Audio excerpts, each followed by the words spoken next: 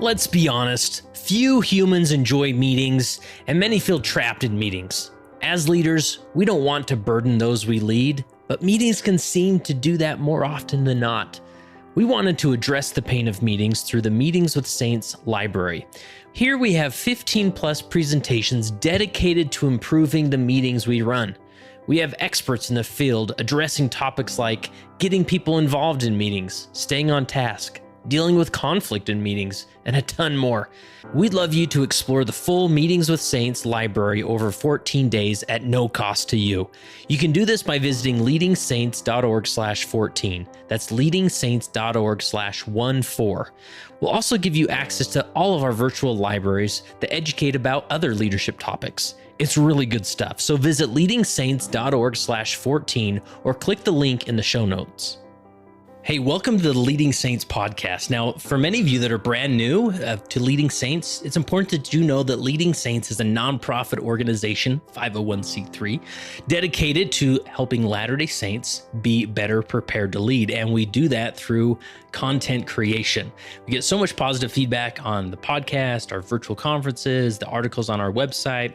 You definitely got to check it out at leadingsaints.org. And on their homepage at leadingsaints.org, you can actually find the top 6 most downloaded episodes to the podcast. So if you're new, like the content, want to jump into some of our most popular episodes, head there after you listen to this episode. The following episode is a throwback episode, one that was published previously and was extremely popular.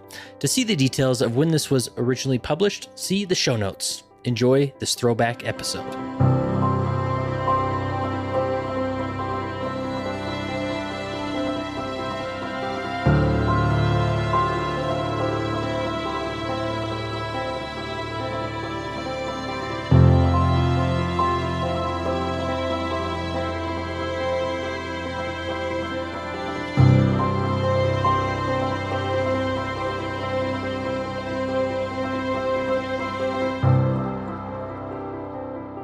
Today, I find myself in Centerville, Utah with Dave Farnsworth. How are you, Dave? Good. Good. Now, we sort of have a story, a history of how we came in contact. Maybe how did we first get in touch? Give me your side of the story. Well, I listened to a number of your podcasts, and I thought, this guy is on the right mission. He's doing some really important things. But I think he can do a little better job at sometimes his interviewing. And so I just dropped you a quick email and said, I think I've got a few suggestions for you. Not knowing you not knowing me, but just, seeing if that would fly at all. And you immediately responded that day and said, let's get together. Yeah. And the tips and ideas you've given me have been priceless. And I've tried to, I think it was just in the last few weeks, I think some of those episodes since our first meeting have come to the surface, and I don't know if I'm doing better or not, but please understand as you're listening, I'm sort of a little nervous. I feel like I'm at the driving range with Tiger Woods a little bit here. No. I'm interviewing, my trainer here. So, but you'll help me along the way. We'll edit out all my mistakes, and by the time people hear this, they'll be like, "Wow, it sounds just so polished," right? So what with interview, what is it about your background that gives you an edge as far as knowledge on interviewing? Well, it's I've done a lot of interviewing, both in video and in audio over the years. And I've been really attracted to those people who I think are really good at doing this. I listen to a lot of podcasts and a lot of NPR and just listen to how they're doing it, why they're doing it, and pay very close attention to how this skill is developed.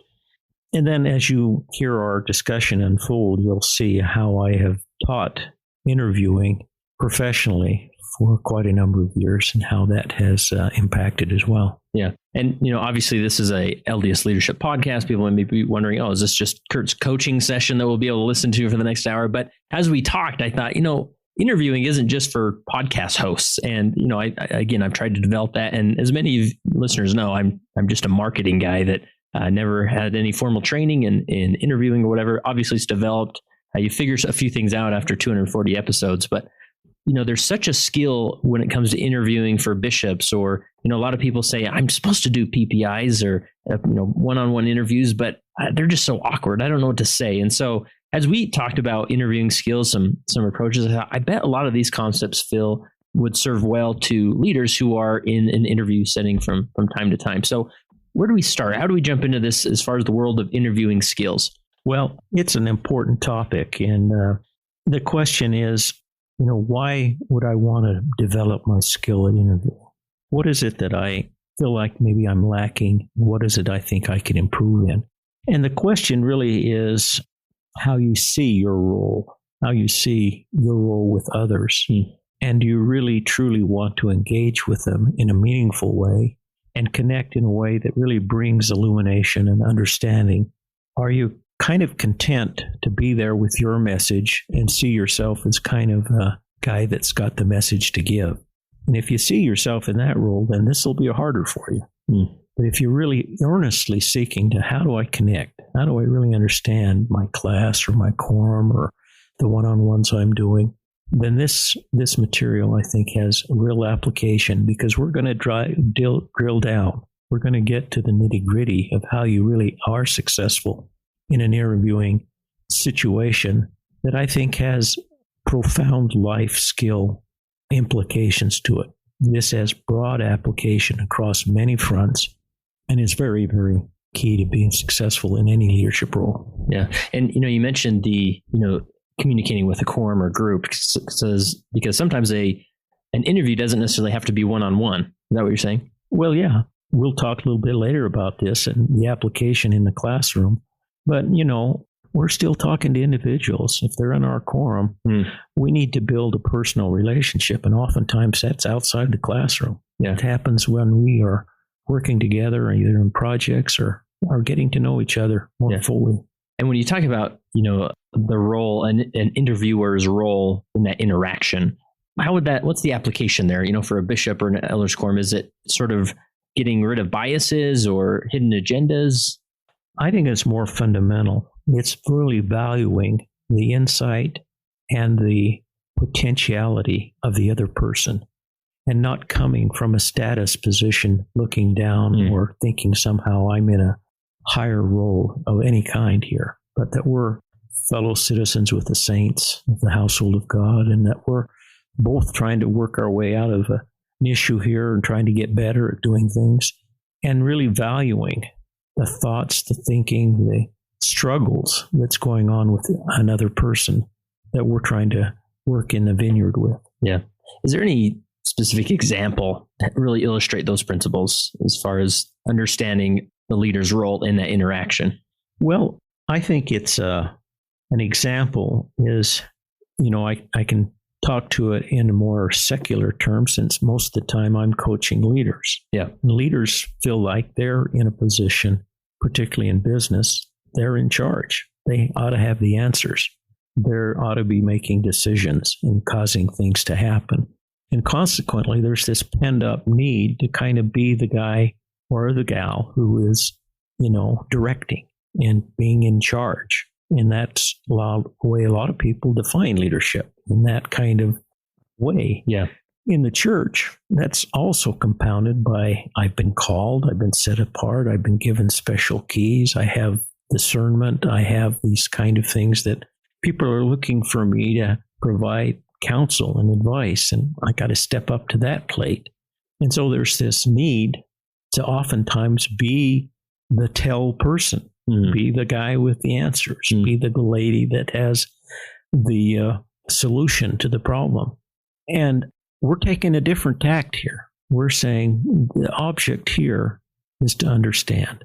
The object here is to value the class, to value the individual quorum member, to value the counselor, to value the input of others, and to really seek to engage at a much deeper level with them by understanding. We hear often it's been said, well, you just need to listen, or you need to understand them. Well, how do you do that? Yeah. That's what we're going to talk about in our program today. So there's some fundamentals here as far as understanding your role. Is this a list of fundamentals? Is it one or two? Where would we start with the fundamentals? Well, there are a few that I would call the mindset: to be sincerely interested in others, their thinking, their differences, their challenges, their successes, to draw on their stories, to recognize their value, to acknowledge them as significant. That's a foundation. to be sensitive to the point of view, their perspectives, their worldview, their context, their frame of reference, critical to understanding them. Many people don't kind of think about others in that way. Then there's reading others accurately, their emotional tones, their nuances, their subtleties. Having the vocabulary to articulate that is pretty a high-level skill to be able to kind of sense that and understand it. Then be willing to be authentic individually, to be consistent in unconditional positive regard toward the other person. This is particularly hard sometimes with those who are close to. We want to judge and that we have some issues with. Then having a good sense of ourselves in terms of our personal awareness, being in touch with yourself, with what you're feeling and why, being intentional about what you're doing, and working to be personally accountable for yourself and be congruent in that. And then to trust others in their ability to respond, to believe in their capability, to value their experience and their example, their expectations, their aspirations and contributions, and to expect them to kind of come through for you. That's a really important one. Of course, not always to see yourself as the expert or the focus of attention, but to kind of uncouple yourself from the need to have all the answers, to give the lecture, to talk about yourself. Most of us can't wait to tell our own stories. And this is a way to kind of pull back from that and really seek to engage with the other person. So a lot about being aware of yourself, of others, being sensitive to the dynamics, being mindful of what's happening in the moment, in the interaction, and having the good sense to manage that for the better good. Yeah. I mean, that's a long list there. So do we want to jump into each one of these? Is that No, we'll go into more of the dynamics of the actual skill itself. Okay. These are just mindsets, if you will, that are kind of backdrops to being able to even engage in this in a very meaningful way. So I don't want to spend a lot of time on that other than to just make mind that, there are some deep things going on here. Yeah. And then when we start talking about the skill, you'll see how they play into it. Yeah.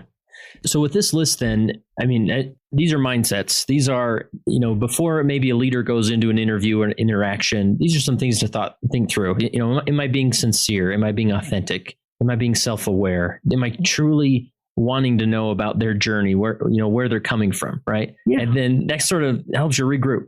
It does. Yeah. It does. So what's the next step as far as the skills? There's a certain level of skills that we go into here. Yeah, and to basically, I've been thinking about this interview. I was on vacation and with a friend of mine who's a CEO of a marketing firm, and I've done this 3DI interviewing skill with he and his leaders for a number of years. And it's important. This is, you mentioned the 3DI. This isn't something that you woke up one day and thought, here's a 5 rules to interviewing. I mean, this is a researched approach. This is something that we've worked on for quite a while. Yeah. Yes. Yeah. And so it's got some real legs to it, and it's been used by leaders for many, many years. And he was very enamored with the idea that we might have this podcast. Oh, wow. And so at least he's listening. And he said, it's a terrific opportunity. Actually, he's a Methodist, a good, solid, wonderful Christian guy. But we spent some time together, and he shared a story that was just tip of the tongue for him because it just happened weeks before we'd met. He had a niece who was seeking a job with Amazon, and it was a pretty critical job. And she was asking him for advice. He's a Harvard MBA and a really good guy. And he shared with her over the phone this idea of the 3DI interviewing. And it took maybe 30, 40 minutes for him to kind of walk her through it. And he said, now, Dave, when you do this, you've got to draw the cube. And I was a little hesitant about that. And he said, it's so important for them to have the mental mindset of how this works. And the visual of a 3DI cube is designed to help do that. He walked her through it. She kind of was a quick study. She got it. She understood the value of it. And she approached her interview with Amazon way differently and got the job, largely because, quote, of the quality of her questions that made the difference. The questions she was asking to the interviewer. That's right. Is that interaction. The interaction and the give and take based on a lot of this kind of skill. So it was... let me interject. I think that's an important point there is it's one thing to say, like, to take responsibility when you are the interviewer, but even, I think back in my time as bishop, when I would go in for my PPI with the stake president, that there's still a responsibility there as the interviewee to bring some questions, ask really good questions, and follow this model. Yeah, we call that enlarging the up arrow. Oh, okay. Wow. Which means, you're taking more accountability for the nature of the communication than just being there. Yes, I understand. Okay, I'll do it. You're making sure you're clear, and you're asking questions, and you're making sure that your needs are being met on the other side. So it's enlarging the up arrow. Awesome. That's a good point. So she got the job. She got the job. And so he was really adamant that you need to draw the cube. So today, Kurt, let's give it a shot. Okay. I put a pencil and paper in front of you. I do have an associate's degree in art, so this will. Oh, is this right? This will come into play. Yes. That's great. So what we're going to do is we're going to draw this. And for those who may be listening, maybe jogging, maybe in the car, they may have to come back to this. Yeah. And if they're if they're intrigued by the value of this model, they will do it. But even nonetheless, visually having it in their heads should be helpful. And I'll share my my drawing here in the show notes. Okay. So take the paper and put it in a horizontal format. Okay. So you had it. Got it. Portrait. Now we're in horizontal. Now we're going to draw a box route about halfway in the middle, over to the left here. A bit. Okay. Just a square. Start with a square. And then turn it into a box. Yeah. A cube, Yeah. So we're going to now a 3D cube, we're going to extend it out so it's got 3 dimensions, and you want to make it a little deeper than what you've got. Okay, I'm going deeper here. That's not. That's more of a. There you go. So it's a deeper cube than that. Okay. So you've got the receding lines going back to the perspective there. So you've got the lines. Now I want you to draw 2 horizontal lines in the front of your cube. Okay, so now you have 3 areas of about the same size. Gotcha. So those are 3 rows made up of 2 lines. Roughly. My dimensions are off, but... That's all right. Okay. Now we're going to label those to the area to the left there. And that's why you have that space there. Okay. So the area to the top of the row there is called focused questions. And that's the first of the dimensions. You've got to have really good focused questions. The next one is active listening. So then we'll talk about each one of these in more detail. So that's in the middle of that front. And then at the bottom we'll call summarizing. And that's a different than just active listening. And we'll talk about how that's unique. Now we're going to go vertically on that front row, and we're going to dissect those horizontal lines with 2 vertical lines. So we're essentially creating a grid there. 9 squares on my front. Okay. You see 9 squares. And at the bottom of that, we're going to label the first one there to the corner. Right. This one. Okay. That we'll call that column agree. Okay. And the next one in the middle we'll call correct, meaning to be corrected or clarified. Okay. And the last one we'll call amplify, meaning to go on and to tell you more. All right. So those are the 3 vertical columns in that first line. All right. Now we're going to the deeper part. And again, we're going to make 3 horizontal lines across the top there, like you're doing just terrific. 3 lines? Just like lines. That. 2 lines. Okay. Excuse me. So that we have 3 sections. 3 areas again. So that's where we get the 3 dimensions. And the 3 areas that we're going to label again to the right there, or to your left, will be a little broader column. The one closest to the front we're going to call content. And we'll put below that what was said. And the one just back of that we're going to call feeling. And we're going to put under that how it was said. And then the final one at the back row of your cube we'll call implied. Implied. What was not said, but implied. That's the cube. Now we have the 3D cube, and we'll talk about the skill. And this visual is useful for us to kind of think of the depth of the dimensions we're trying to cover here and it gives us a tactical kind of mental map on why we're doing what we're doing. So the first is to prepare questions in advance. So this obviously means we're giving our thoughts in our interview a little more thought and preparation than we might normally do. And you want to think things through, think about who you're going to talk with, what is their context, what is their frame of reference. You really want to try to empathize with them. Is this an older person? Is it a young person? Or talking to a teen? What is going on? And anticipate possible issues that might come up. And think for a while about the quality of your questions. You need to draft your questions and then try to put them in some kind of a logical order. This could be changed as the interview unfolds. You don't want to be stuck in this order, but it's useful for your thinking to have a logical order to your questions. And then look at your questions carefully. This is the real skill, is to write the right kind of questions and fine-tune them a bit. Most people don't get to this level of thinking about an interview or about not to mention the lay leaders in this church. Right. Who's next on my schedule? Come on in. Right.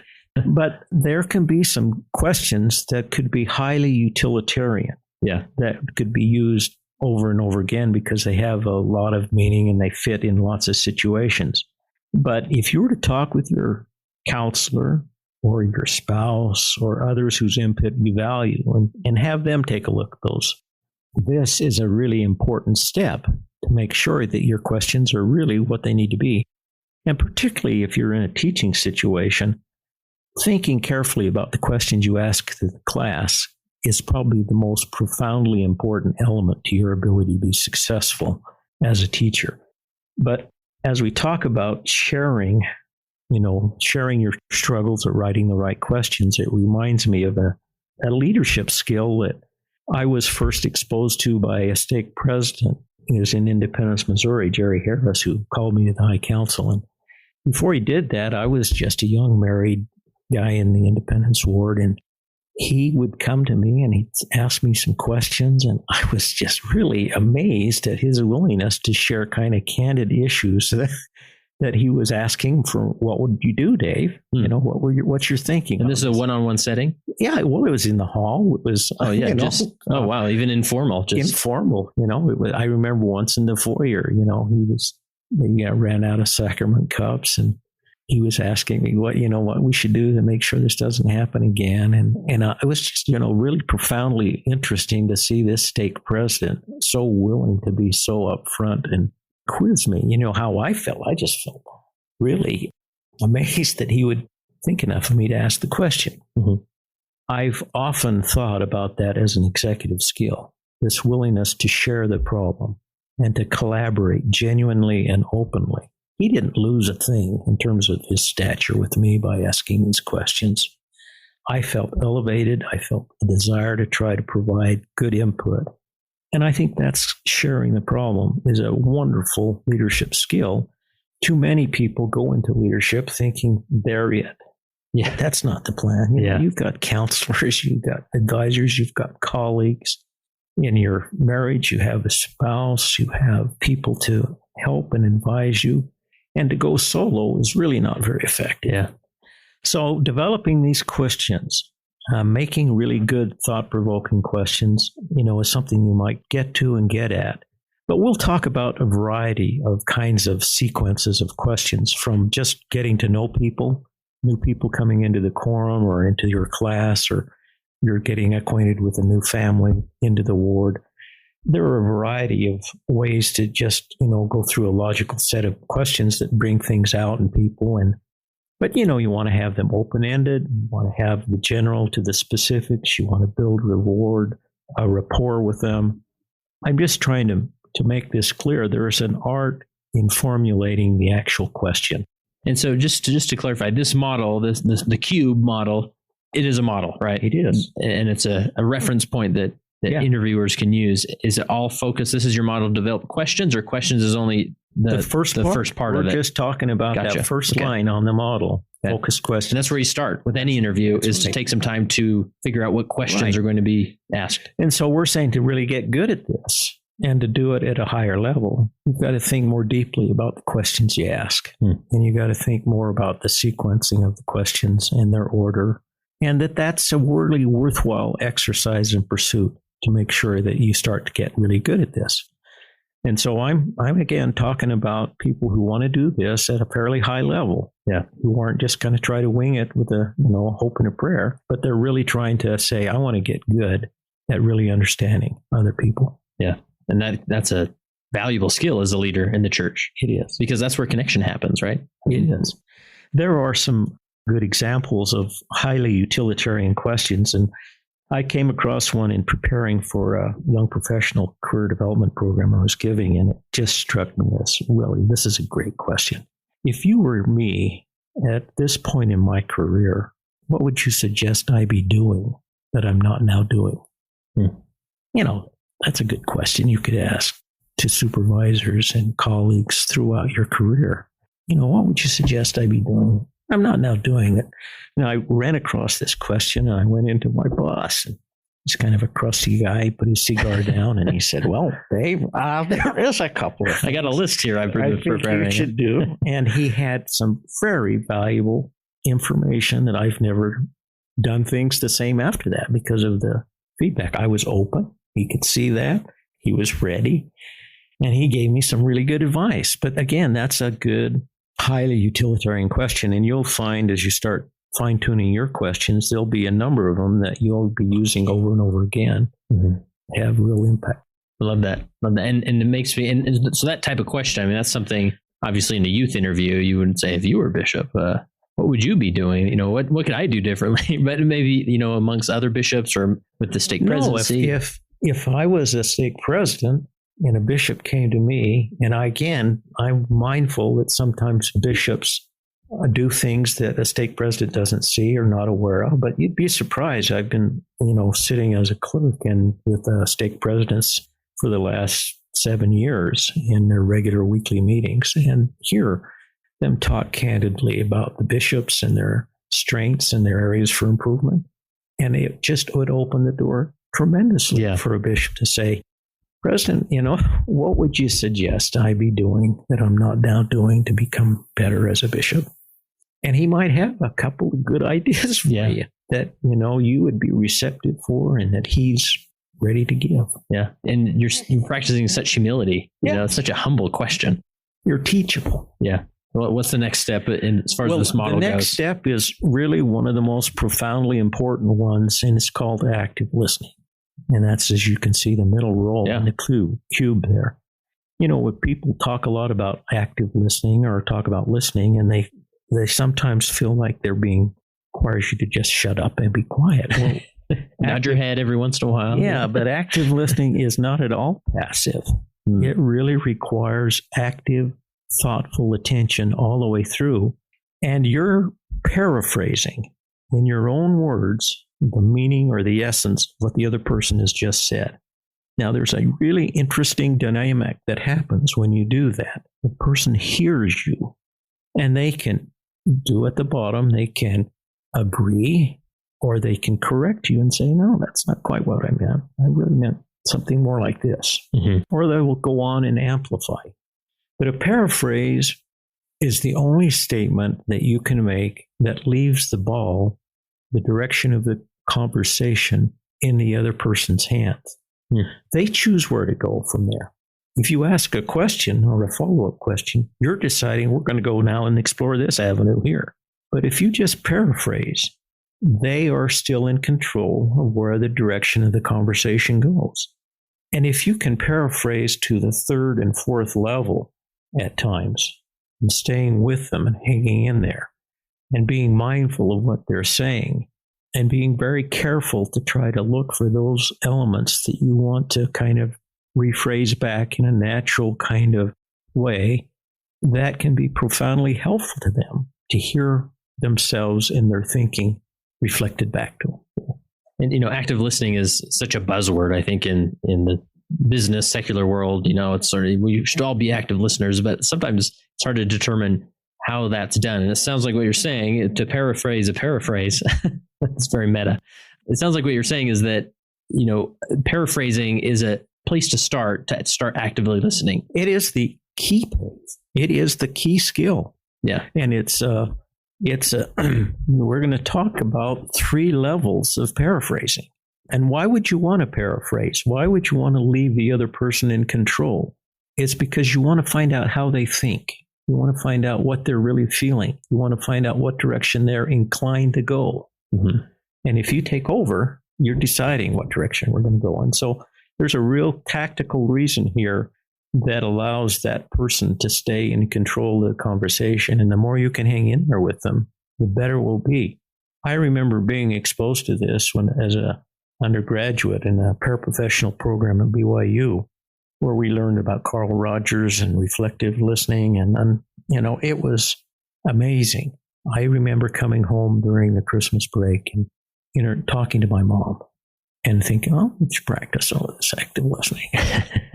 And I just paraphrased and paraphrased and paraphrased. And she went on for almost an hour. Yeah. In an area that I just never had. I just could not believe I could get that closeness and that understanding. And that, she was my mom. And it was just wonderful. It was such an aha moment for me. I thought there's power here. There is real power here. So I'm just saying, recognize that this is something significant. It's based on strong empirical practice and evidence, and it's a profoundly important thing. Rogers would say that people get better just through this kind of non-directive therapeutic approach. Yeah, and so this is a way paraphrasing helps stimulate the conversation without grabbing control of it. That's correct. And what's a sign of grabbing control of the conversation? I mean, leading questions or changing the subject, or is that? Yeah, you'll want to interject your questions back into it, but if your questions are dovetailing directly onto their content, then you're reflecting that content. And as I said, there are 3 levels that you can paraphrase. And the first one, as you've outlined there on that depth model, is what was said at the content level. Oh, up here. Yeah. Yeah, up there what was where said. You're looking in the depth of the cube. So we stay typically on the surface, which is where that content level is, you can see. And we talk about and we reflect most often what they've said and make sure we're clear and that we're tracking that. But there are times when you'll want to reflect how they said it. And that's more of a feeling. And you might say something like, that was a pretty awkward moment. Or I can see that was pretty difficult for you. Or you seem really like this is important to you. Or I can see you tearing up. That's really meaningful. And if you reflect, and we're talking even to business people about reflecting feelings in a business context, it shows a level of understanding and builds intimacy that can be quite profound and important. If I'm trying to build a kind of personal relationship with my colleagues and my coworkers, that can be quite important. Or my clients, which is often the way we really use this, at least in the way we were teaching it. Yeah, and it sort of picks up that you recognize the nuance around, not just what they said, but how they said. I can imagine, sitting down with a youth and sure, they're giving me all the right answers, but if there's not feeling behind it, or they just appear like they want to get through this thing, get out the door, you can maybe bring that up and say, well, it seems like you're answering the right questions, but, now that's maybe a little bit different. Okay. What you're doing is you're jumping to the deeper level, and that's the implied level. Okay. And that's what was not said. Yeah, was not said, and that's a little bit risky. And so the caution there would be to be mindful of the risk involved in that. It's at times really helpful to drive issues into a deeper level, and you can do that with. It's not necessarily always risky. You might be talking to a young teen about their involvement in athletics and said, so maybe you've been thinking about joining the team. They didn't say that. They kind of You took it to that level. You chose to bring it into the implied. So I'm not making it sound like every time you go to that deep level, you're, into real risky stuff. Yeah.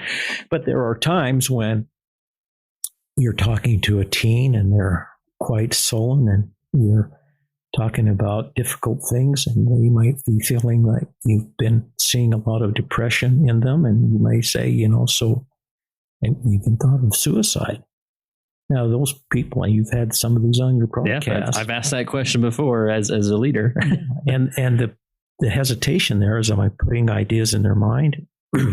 That's not. The question is, it needs to be asked, and it needs to be followed up on, and it needs to have the confidence. But it's clearly an implied, often level with the risk that's involved in that.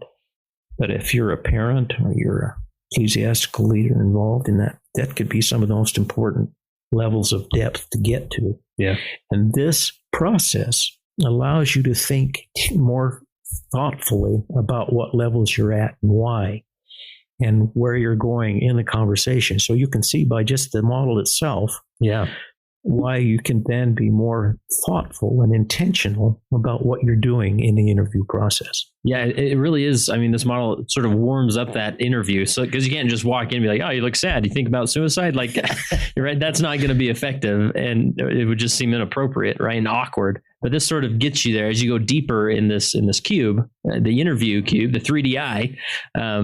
Then those questions that need to be asked can be asked. That's right. And you want to build to it. You want to have established a rapport, and you want to do the kinds of things. So we're covering lots of applications in our discussion here, but I think we're creating the kind of skill level that we're talking about. And creating an accurate paraphrase, to go back to that, really requires you to be very thoughtful about what they're saying. And by you then paraphrasing it back, that time it takes for you to respond and for them to hear your response gives you time to think. And it slows down the discussion a bit. And that can be very, very useful for you to process at a deeper level what's going on in the conversation. We say you're supposed to be self-aware, and things are coming at you, and there are a lot of things you're thinking about if you're really tuning in. But if all you're doing is, getting ready to unload your message, I got some advice here, and I'm just kind of ready. Buckle up, because you won't like it. And so I'm just kind of ready for my moment, and I'm going to dive into that. That's really, again, you're just kind of pausing. You're, just kind of like the horse that's, waiting for that gate to open. Waiting for the gate to open. So you don't want to do that. You want to be patient. You want to listen carefully and not feel like maybe you never get to that lesson, that time at that person. Maybe that's a better done later. Maybe your time is best spent really listening. I had a story a colleague shared with me some time ago where he had a daughter that was in her mid-30s, not married, kind of struggling. They went to the West Coast where she lived and had a vacation, his wife, and he got together with her and they visited the Sierras. And one evening she just opened up about some of the difficulties she was having with her relationships. And, this is a caring father who really wanted to connect with his daughter. And he had a whole ton of advice, he'd geared up and ready to give, but he thought, no, I'm going to try this 3DI stuff. I'm going to work on it. I'm going to listen. And so he didn't. He just spent the time empathizing, listening, reflecting, showing that he cared. And he got a much closer relationship with his young daughter out of that than any amount of advice would ever have provided. Wow. Great advice. I mean, because as a leader, sometimes you feel like, no, it's my duty. I'm the device guy, or I'm the advice guy. I dish it out. People come in here, I give it, and they go on their way, right? As I said, and it's even more so in business setting. You're a manager, you're in charge, you got to make decisions. And we've counseled leaders, executives from the chairman of the board right down to CEOs to division presidents to managers. You're going to be with that employee for some time. it's important for you to understand their thinking, their natural inclinations, what approach they would take.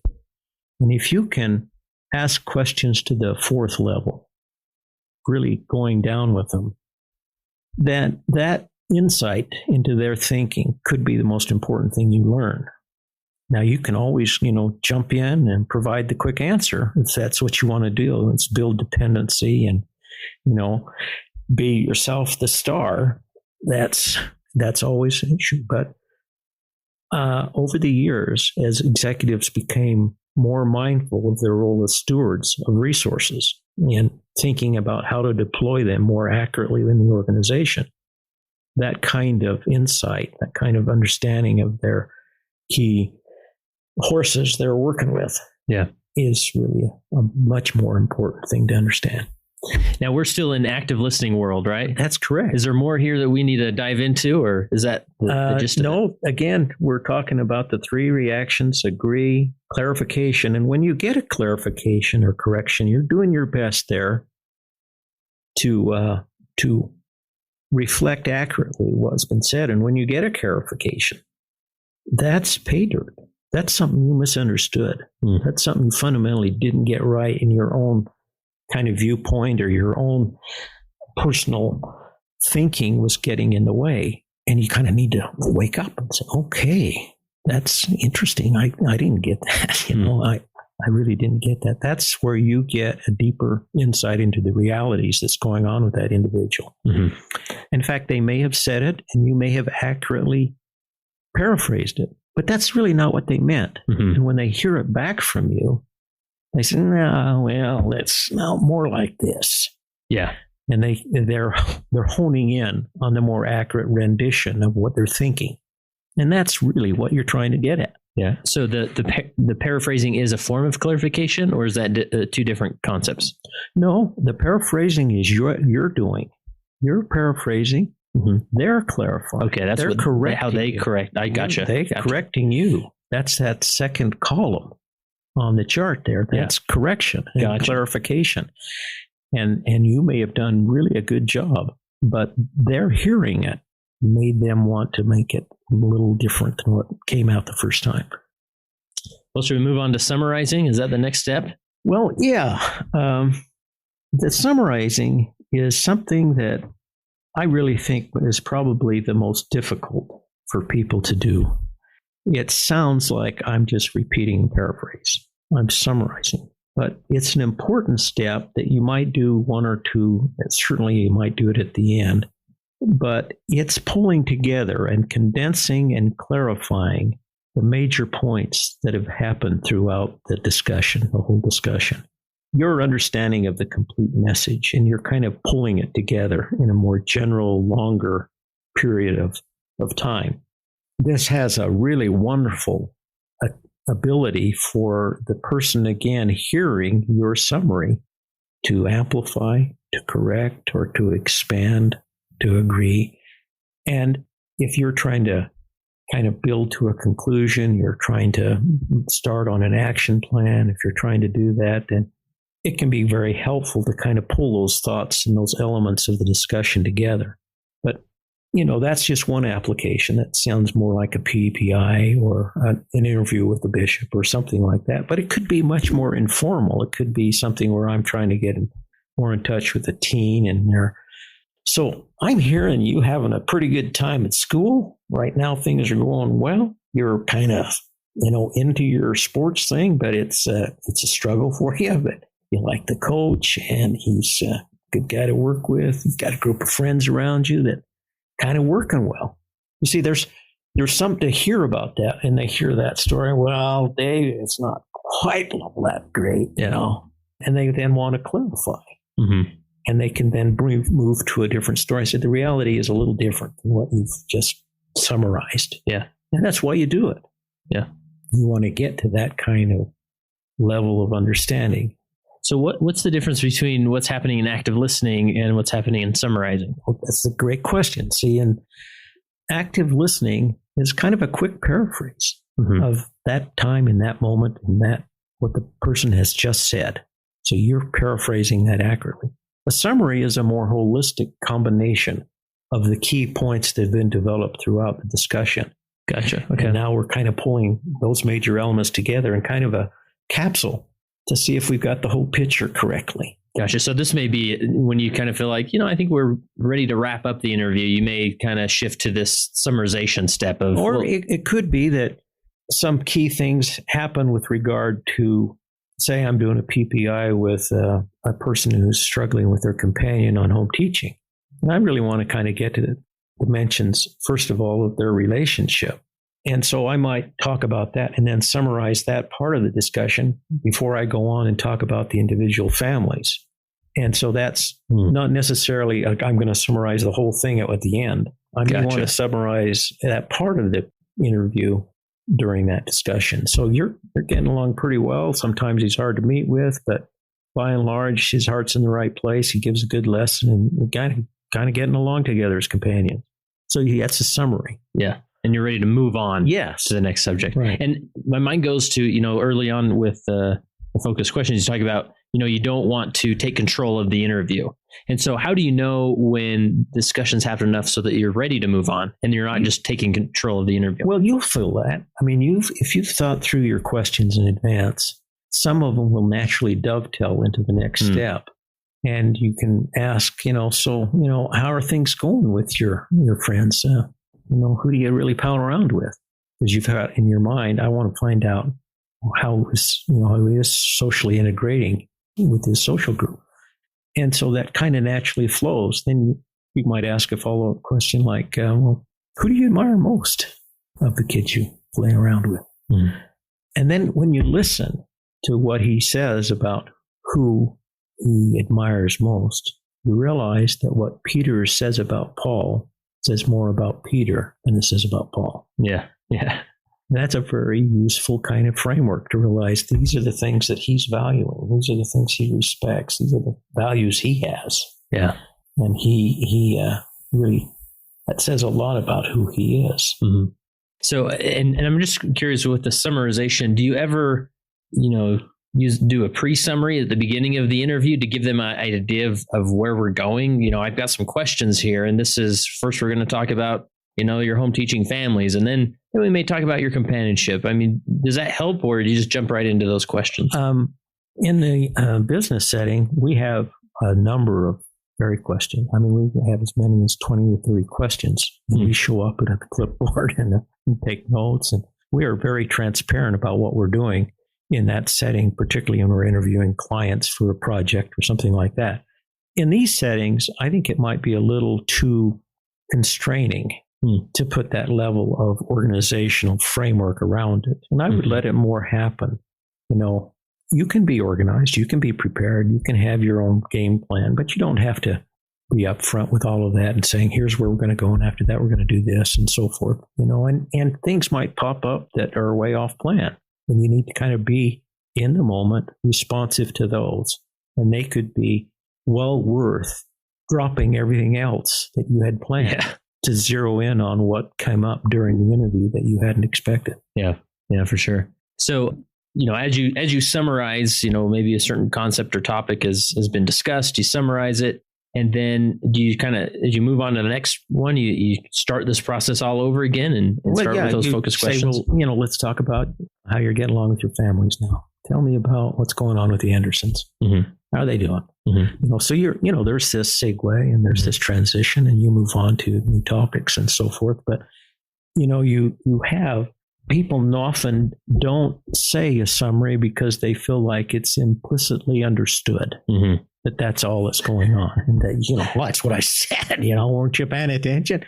No, by you taking the initiative, pull together those things, you're looking for clarification. And he might say, in regards to getting along with his companion, I may have painted it a little prettier than it really is. I mean, sometimes it can be quite difficult to work with. And when he goes on vacation, he's gone forever. I don't know when he's going. There's just, and then we can talk about what do you do then. You see what I mean? It just gives you an opportunity for them to hear that sound and realize, is that really what the message I want the Elders Quorum president to hear? Is that accurate? Or is there something I need to clarify here?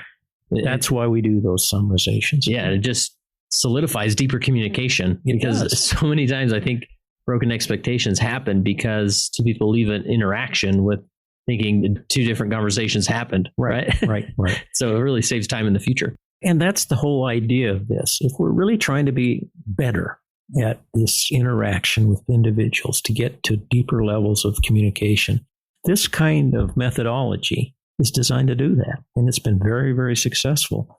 It's just if we can give ourselves over to the level of discipline it takes to develop focused questions, to have an outline, to check with others and see if we can improve in some way, and then to follow through and struggle with the skill of starting to paraphrase quickly, succinctly, and accurately, and become comfortable doing that, almost like a habit, and that's a skill that when you start getting it, you won't ever forget it. It's something you'll find very, very useful. That's the basic gist of it. Where else do we need to go from here? Well, I'd like to go through a couple of sequences for illustration's sake. Okay. I've found that these might be helpful. I was surprised to hear from some people I thought were really kind of skilled interpersonally how they struggled with the kind of sequential order of questions that might be useful to just going through. And I've gotten a couple of examples here. One is kind of a get acquainted with perhaps in a team setting, and the other is more of a problem-solving sequence that more might be in something that a bishop might use. So the first one is, tell me a little bit about where you are in school. What are your favorite classes and teachers? What kinds of activities do you have that are of interest? What are your favorite things to do? And as you hear those things, you realize this is a potent question, and I'm probably going to spend 15 minutes here just in terms of them responding to that. I'm going to hear about, do they like to read? Or what books do they like to read? What's their favorite authors? Who are some of the things that, what drives them about that genre of kind of books. And as you go through this, you're not just trying to get through your checklist of laundry list of questions. You're trying to see, where can I narrow in on this, right? Yeah, I'm trying to understand them. And this question is really my feeling that I've got a lot of good stuff here that I can use to get at that. But I've kind of internalized my questions here, and I'm thinking, what are some of the movies or TV shows you particularly enjoy? And, tell me about that. What those characters are really funny, Yeah. Things like that. Who do you pal around with? Again, those are kinds of questions that, you drill down. If you're into sports, what's your practice routine? Tell me about your coach. Who else is on the team? Who's really doing it well? Where do you fit into that group? These are the kind of things that if you start thinking about them, it really helps you develop it. And that's why this preparation of focused questions in the way of you getting prepared really helps you to get deeper to the level.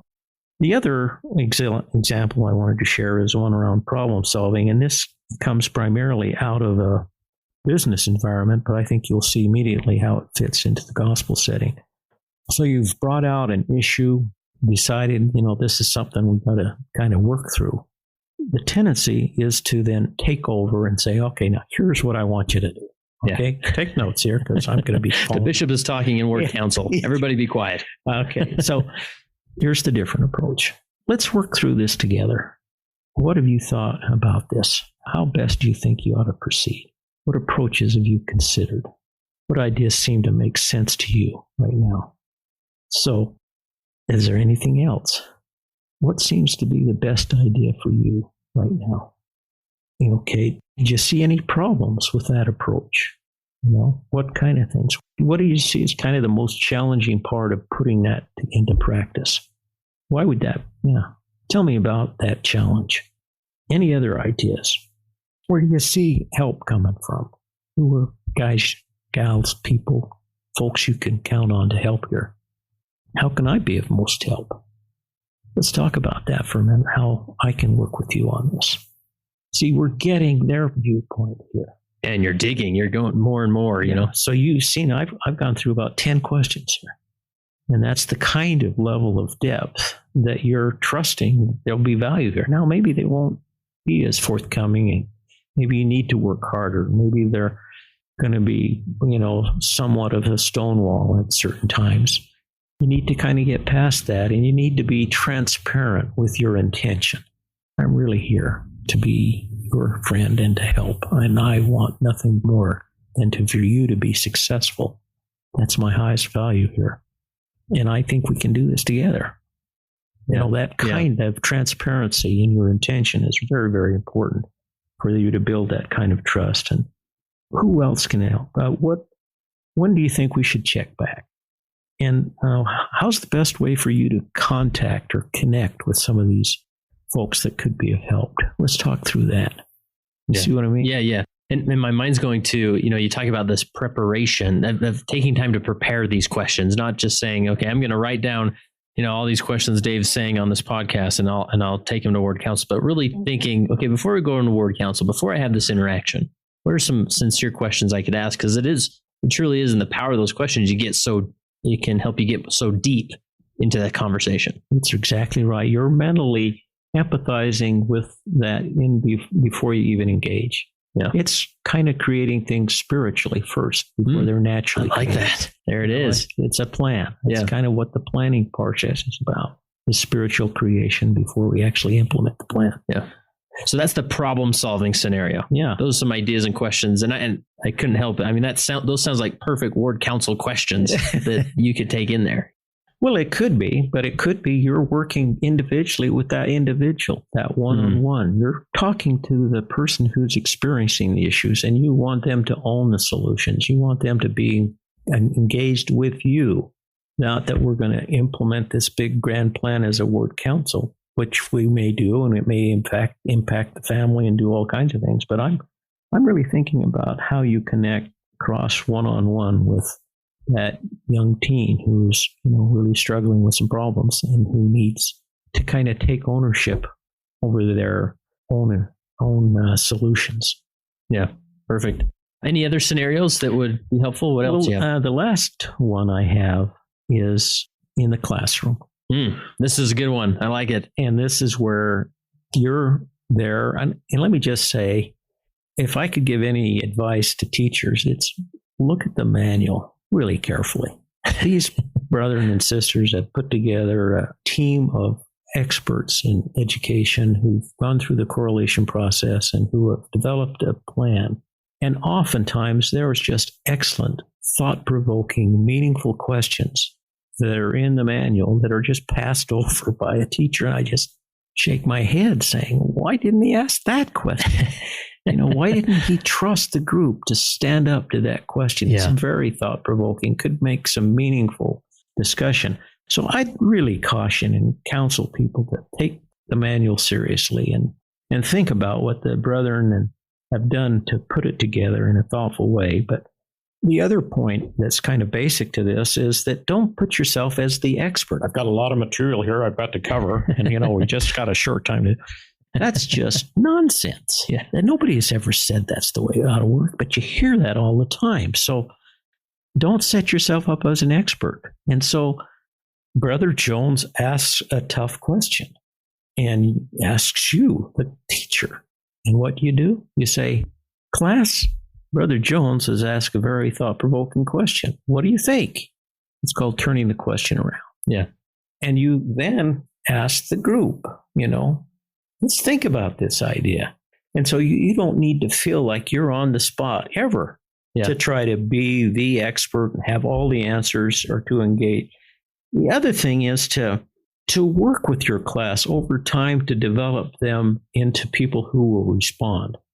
And you can do that by a number of ways. First of all, you might think of in advance what your approach is to your class and call some people in advance and say, I'd like you to share a story here. Mm-hmm. You've done some things when you were on your mission. I've heard a little bit about that. I think you could really share an important story about that. Would you be willing to do that? And they'll, that's called seeding the group. Then you can call on your stars. There are people in the class that have got things to say. They've always got an opinion. Yeah, they've got an opinion. And you need to kind of work with them. Sometimes they can be a little overbearing, but you can kind of coach them over time and say, I just really appreciate your desire to bring value to our class. It's just very helpful. And I appreciate it sometimes when you make a comment that you you blend it in with what other people have said. That just makes it so much more powerful and helpful. So there are ways that you can do that to kind of coach and seed your class. And then don't be impatient with your class. Take some time. There's a pause there. And I find too many teachers are just too eager to step into that quiet space where people are thinking and fill it with their quick answer. Don't do that. I see some thoughtful heads going on here. Let's give this some time to think about it. I really think this is a good question we ought to answer, Yeah. and then let them go. And then work very hard to listen to what the class says, paraphrasing at times. So you're sensing that when you visited this home teaching family, they weren't all that excited to have you come and kind of resentful. That was a very difficult position for you to be in. See, you're paraphrasing and capturing the essence of what they've said. And that can be very affirming to the class. They feel understood. They feel like what they've said has been heard. And that paraphrasing in that context is as important as any other. And of course, they can amplify and clarify, but the most important thing is that they feel heard and that the class understands the nature of their comment and they feel valued. I'm sometimes shocked, frankly, when I hear someone make a comment that I just feel is startlingly vulnerable. They're out there sharing a personal story, and the class teacher kind of gives little acknowledgement to it at all and just kind of moves on to the lesson. And I think, man, that was, wow, what a comment. Yeah. You need to kind of have that sense of presence of what's going on in the dynamics of the classroom to kind of really put it. And part of that is taking yourself off this need to be pushing your content out. And this takes me to a question I asked you in some of our conversations prior to this, that especially in a classroom setting, it's great to have a comment, and then you sort of, you do some of this, the amplifying, the paraphrasing, but what do you do if you kind of feel like I think it happens more often in a classroom setting than maybe a one-to-one interview, but that comment's taking us in a direction that I don't necessarily want to go as the teacher. And this happens a lot in my interviews that I do on Leading LDS, that they'll bring something up and it's sort of interesting, but we're not really here to talk about that. Yeah. And what's that balance there so that you don't just, the lesson doesn't drag you off as the instructor? Well, that's a real problem. And it's a real issue that every one of us has faced. And you might simply say, interesting comment. And now let's talk about this. Mm-hmm. That's it. Yeah. You don't need to kind of feel like you have to probe and deal with and reflect on everything that's said. Right. It's not a rule that you have to do this after every comment. You're making judgments on the quality of the comments and where they fit. And some people can be really off base. Yeah. Talk about stuff that really has no place being talked about. Yeah. And so you'd say, very interesting comment. Let's go on with this idea here. Let's read chapter 3 of Nephi, you reclaim control. You ask the question, or you get the group back. So what I'm hearing is that when that comment is said, and it brings a lot of value to the discussion, don't just cut it off there and think there's nothing else more behind that. And that's what these do, is kind of draw out even more value from that comment that was said from the class. And the idea here, again, with thought-provoking questions that really get to the heart of spiritual issues that you want the class to deal with, that are at the heart of the lesson. You want to build to that and do the kinds of things that would allow that to come forth. And so some of that controlling could be very important for that. But I'm thinking too, if I'm teaching in the way that we're being taught, the Savior's way. Yeah, teaching the Savior's way. It's all about this. Yeah, this is such a valuable skill. Is the way we do it. We listen very intently. This is Johnny talking. Johnny, who has some problems with his parents and who's got some issues with this part of the doctrine. It's important we take time here with Johnny on this issue.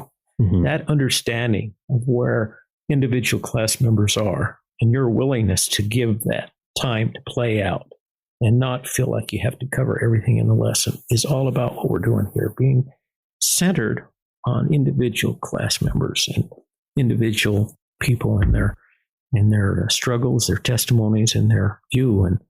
And you can create some of these. I've written case studies and role plays and stuff like that, which really get to the heart of that. And it's pretty helpful with youth particularly. to play at that level of intimacy in the classroom setting. Awesome. I love that scenario for sure. So I'm sure there's a lot of leaders out there, especially the poor listener. I know many people are listening as they jog or on the treadmill and they're thinking, I can't write now. It's right. But definitely something to revisit and maybe listen to this episode again. But I'm just thinking the leader who's like, man, this is really helpful. How do I jump into this and really get good at this interview style? If those who really want to take this seriously as a skill, it requires practice, review, reflection, even some note taking or some journaling. So try it out and then see how it works and be quite intentional about what you're doing. And then right after you've tried it out, maybe that evening or that afternoon, reflect on it. Take out a piece of paper and think about, now, what was my intention here? What was I trying to do? And how did it go? What went well? What didn't go so well? And kind of process that. And then what are you going to do next? What do you want to keep doing? What do you want to sustain? What do you want to stop doing? And what do you want to start doing?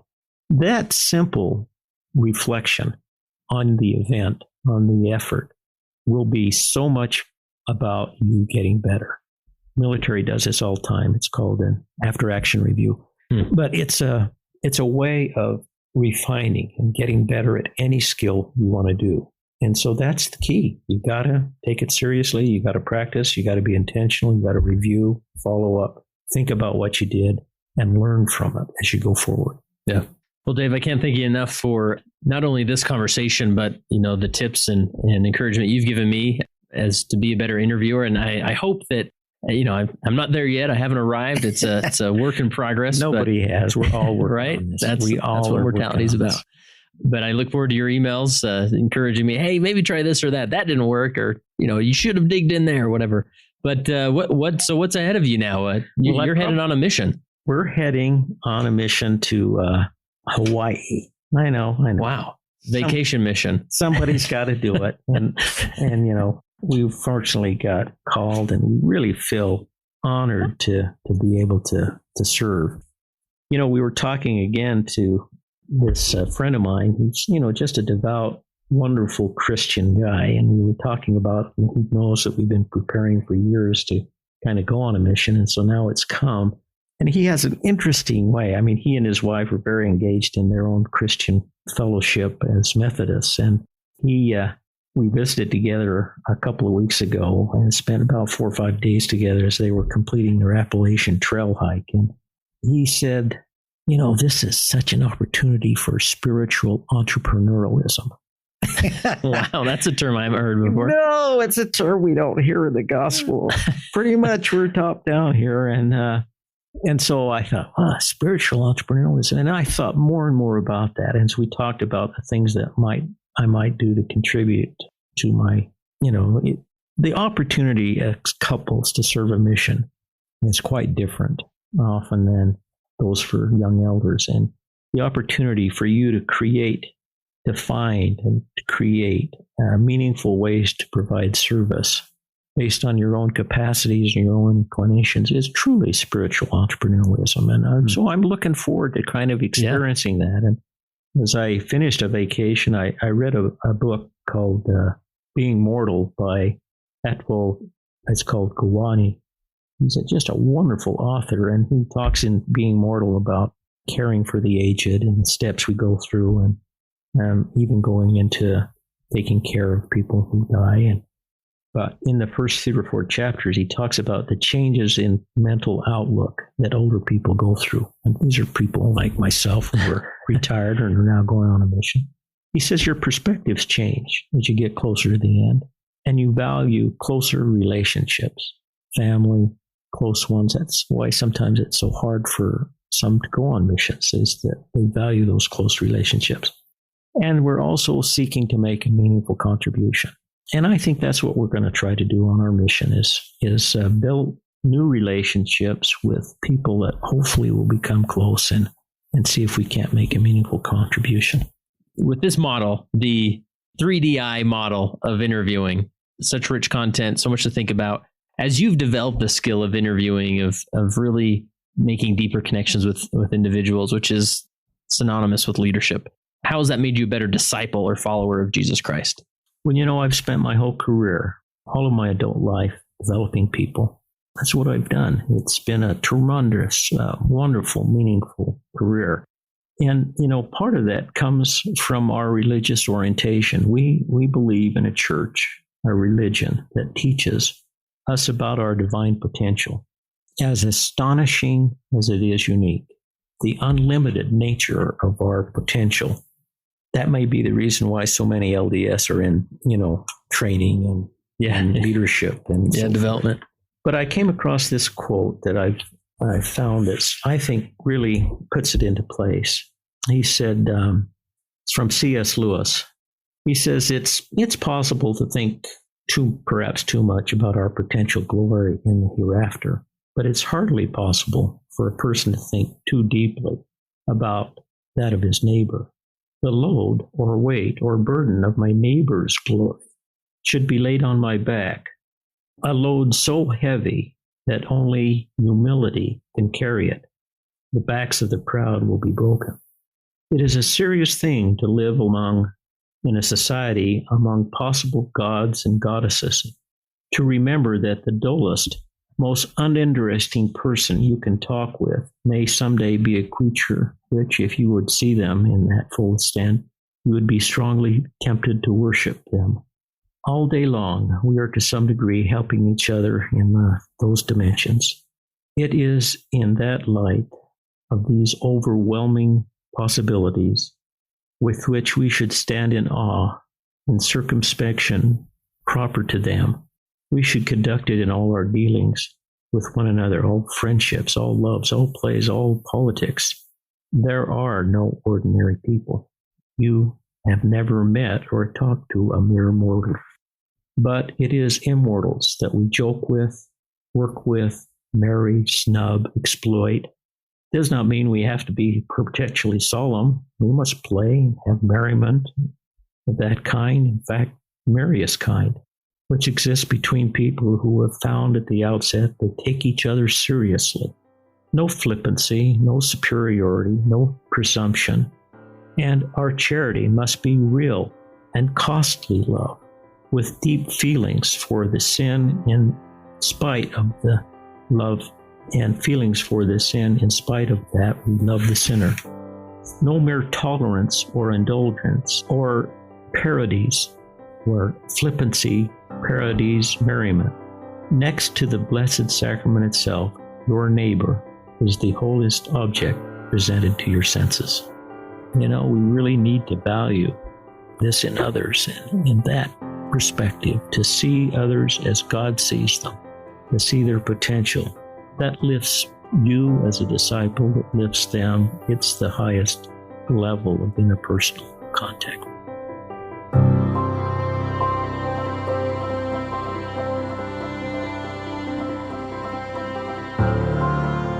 And that concludes this throwback episode of the Leading Saints podcast. That concludes this episode of the Leading Saints podcast. We'd love to hear from you about your questions or thoughts or comments. You can either leave a comment on the post related to this episode at leadingsaints.org or go to leadingsaints.org/contact and send us your perspective or questions.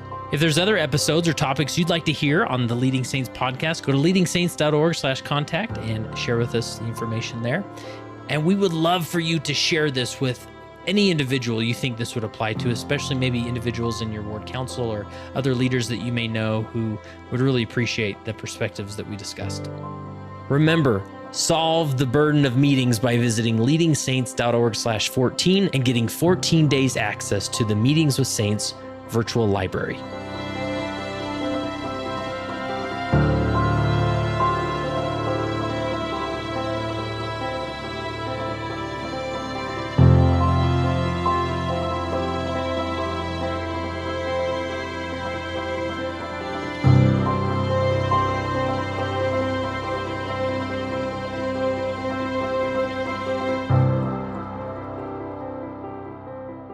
It came as a result of the position of leadership which was imposed upon us by the God of heaven, who brought forth a restoration of the gospel of Jesus Christ. And when the declaration was made concerning the only true and living church upon the face of the earth, we were immediately put in a position of loneliness. The loneliness of leadership, from which we cannot shrink nor run away, and to which we must face up with boldness and courage and ability.